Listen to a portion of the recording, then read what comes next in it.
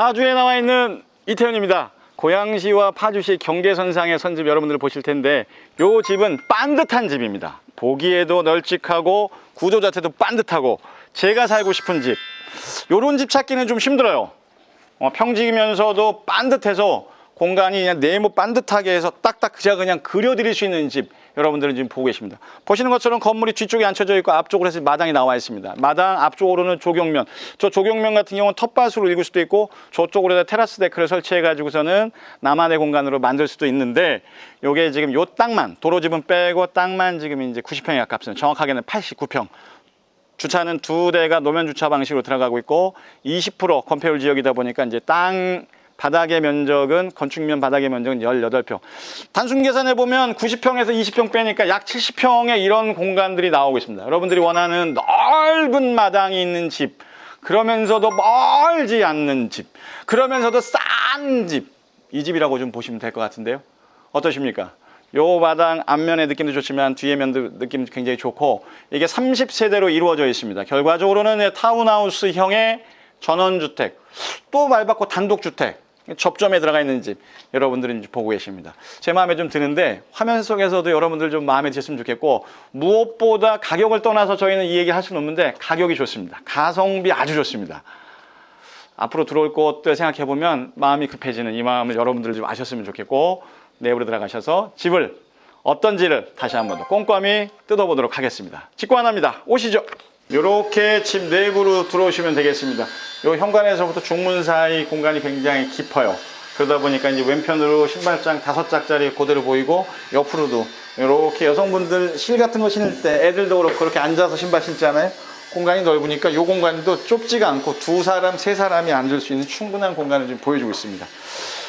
이 집 특징은 바깥쪽에 갖고 있는 게 맞아요. 하지만 이 안쪽도 못지는 않습니다. 느낌이 어떤지를 한번 따져보도록 하겠습니다.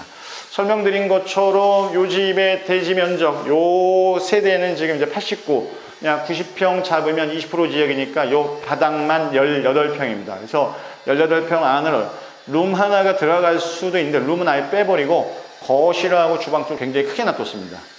이게 디스플레이가 되어 있으면 집이 커 보이는 게 아닌 요게 집이 더 작아 보입니다. 뭐가 없으면, 지금 이제 없는 집이 커 보일 거라고 생각을 하시는데 없는 집이 외려 좁기 때문에 지금 눈에 보이기에 집이 좀 커 보인다? 큰 게 맞습니다. 이게 굉장히 넓게 지금 자리하고 있고, 보시는 것처럼 바깥쪽으로 봤을 때 반듯한 내 집에 요렇게 잔디 정원, 저렇게 조경수가 심어져 있어 나중에 데크나 아니면 저쪽에 텃밭을 이루시는 공간, 바로 옆쪽에 출입구와 이렇게 주차 2대 분량까지 깔끔 떨어지게 되어 있는 걸 집안 내부에서도 보실 수 있습니다. 누가 들어오는지, 요 앞쪽으로 누가 왔다 갔다 하는지가 고스란히 들어와져 있는, 위에 올라가 3층에서 제가 설명은 다시 한번 드리겠습니다만, 이게 지금 이제 파주하고 고양시 경계선에 들어와 있습니다. 그래서 이제 요 지목도 지금 변경이 되고 있고 아주 재밌는 스토리가 많이 있는 여러분들은 지금 보고 계십니다. 뒤쪽으로 해서 주방의 모습, 빌트인 데가 들어가는 거 하나 정도 들어갈 수 있고, 옆쪽으로 이제 하나 더. 그 다음에 식탁이 조금 작다 그러면 옆으로 붙이셔도 되고, 바깥쪽으로 튀어나가도 되고, 아니면 여기서부터 튀어나가도 되는 구조니까 여러분들이 공간을 활용할 수 있는 부분들은 충분히 이렇게 모습을 좀 딛고 있습니다. 오밀조밀하게 꾸며진 집이 아니고 반듯하게 널찍하게 지금 나와 있는 집들 여러분들이 보고 계십니다. 주방이 있으니까 안쪽으로는 지금 다용도 공간인데, 다용도 공간은 아직 증축 중에 있으니까 이건 화면을 통해서 그냥 참고상으로 한번 보시면 될 것 같습니다. 이렇게 해서 여러분들 대부분 눈치채시겠습니다만 현관 중문이 있으니까 이쪽으로 공용 욕실, 1층 욕실이죠. 그 다음에 위로 계단으로 해서 쭉 올라가게 됩니다. 공용 욕실 잘 나왔어요. 계단을 살짝 둬서 머리 걸리는 거 하나 빼놓고는 쭉 안쪽에 양변대 세면기나 환기창, 그 다음에 구조자 면적 봐서도 굉장히 잘 나와 있습니다. 이렇게 계단을 끝쪽으로 몰면 좋은 거는 아시는 것처럼 안전해요. 발 빠짐이 전혀 없죠. 어디론가 빠질 염려도 없고, 완만한 계단 이렇게 이제 회오리를 치니까 편안하게 오실 수 있는 공간의 모습입니다. 자, 2층에 올라왔어요. 2층도 똑같이 18평이 제공이 됩니다. 그래서 위아래 36평이 전용 면적으로 산입이 돼요. 36평이 산입이 된다는 얘기는 여기는 이제 부가세가 발생하는 현장이 있구나. 면적 바이죠? 그것도 가늠을 좀 하셔야 되겠고, 올라오다 보니까 또 올라가는 공간인데 그럼 다락이 있구나. 이렇게도 유출을 하시면서 영상을 좀 따라오셔야 됩니다. 안방으로 먼저 갈게요. 아래층에도 시스템 에어컨들은 쭉 들어가 있었고 그냥 보시기에도 굉장히 높죠. 제 팔을 뻗어서도 높이 올라가는 이런 구조. 지금 대충 봐도 2600 이상 정도 되는 층정보를 갖고 있으니까 본인들 거주하시는 집보다는 30cm 정도는 더 천정보가 더 높습니다. 여름이고 지금 보시는 것처럼 시스템 에어컨이 가동을 안 하는데 그닥 제가 이렇게 더워 보이거나 그러진 않으시죠. 남양면으로 해서 서양면까지 있으니까 집은 굉장히 밝게 구성이 되어 있습니다. 각 방의 온도 조절이 기본이고 룸에 욕실을 넣지 않았어요. 2층 같은 경우 룸이 2개다 보는데 저쪽 룸을 욕실은 빼놓고 이 안쪽으로는 널찍하게 자리하고 있는 드레스룸. 그러니까 드레스룸인데 재밌는 거는 붙박이 형태로 해서 양쪽에 파우더 데스크는 있고 이렇게 넣을 수 있게끔 깊이가 있게끔 깊이감이 있는 모습들을 지금 양쪽으로 놔두고 파우더 데스크. 그럼 이쪽에도 공간들이 있으니까 뭐 많이 쓰지 않는 여행용 백이나 이런 것들도 충분히 놔둘 수 있는 공간 이렇게 보시면 되겠습니다. 전체적으로 계속 말씀드립니다만 반듯하게 널찍널찍하게 나와 있는 게 이 집의 특징입니다. 집이 좀 작으면 오밀조밀하게 신경을 좀 많이 쓰는데 면적이 있으니까 쭉 펼쳐놓고 넉넉하게 쓰고 있는 공간입니다.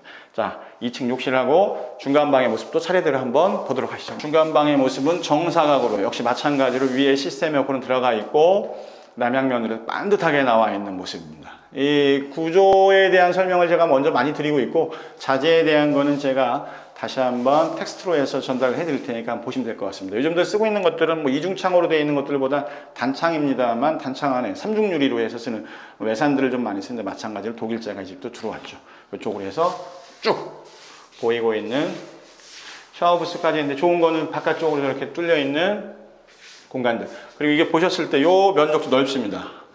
예, 문짝의 면적도 넓으니까 조금 저 안에서 무언가를 해야 되는 분들, 특별히 장애우분들 이런 분들은 조금 이 문짝도 이 옆에 스페이스를 좀 신경 쓰는데 좀 넓은 공간으로 좀 보고 계시니까 그런 모습도 화면 속에서 잘 좀 캐치해내시길. 혹은 모르면, 귀찮으면, 알고 싶지 않으면 그냥 저한테 문의 주시기를. 자, 3층으로 오시죠. 이제 다락의 모습이니까 아무래도 이 천정고가 이제 꺾어지는 모습부터 좀 보이실 거예요. 제 키가 80이니까 이제 80 했을 때 요 끝자락에 딱 서져 있고 요 안쪽에 다락방, 그 다음에 저희는 테라스 쪽으로 빠져나갈 겁니다. 자, 다락방까지를 건축 면적의 연면적에 산입을 시킵니다. 이게 10평 정도 나오고 하니까 위아래 18평, 18평, 10평, 그 다음에 면적해서 48평 정도의 연면적을 가지고 있고 등기에는 36평. 그 다음에 1층 마당과는 별도로 이렇게 테라스가 있는데 이 테라스를 좀 보셔야 되는 이유가 있어요. 한번 와보시죠. 자, 이게 30개 대단지라는 말씀을 드렸는데 30개 대단지가 이렇게 위로 쭉 올라가게 됩니다.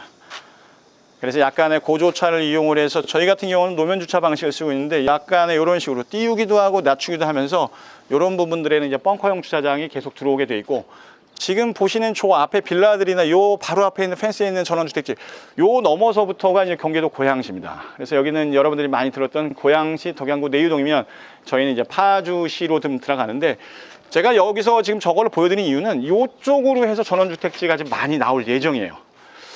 지금 숲이 저 산자락이 굉장히 깊이 있는 산자락들이 있고 바로 앞쪽으로는 1번 국도, 통일로라고도 부르죠. 1번 국도가 있는 여기가 전원주택지로서는 주택만 놓고 봤을 때, 입지로만 놓고 봤을 때는 아주 좋습니다.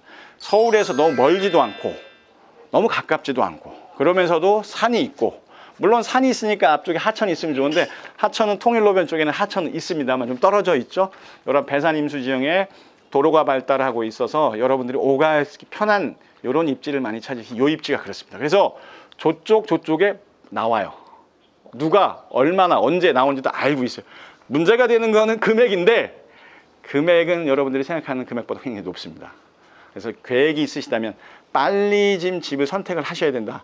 이 얘기를 계속 강조드리는 건 나오는 집이 있는 거는 아는데 가격이 꽁꽁꽁꽁꽁 올라가고 있습니다. 어제 홍남기 부총리 얘기하는 것처럼 집 사지 말라는 얘기 들으셨을 때 어떤 마음이셨을지는 모르겠어요. 그거에 따른 선택을 하실 수도 있고 미루실 수도 있는데 제 입장에서 보면 좀 불안감, 정부의 어떤 불안감이 그분의 담화에서 나오지 않나 싶습니다. 그거를 잘 속으로 유추해서 판단하셔야 되겠습니다.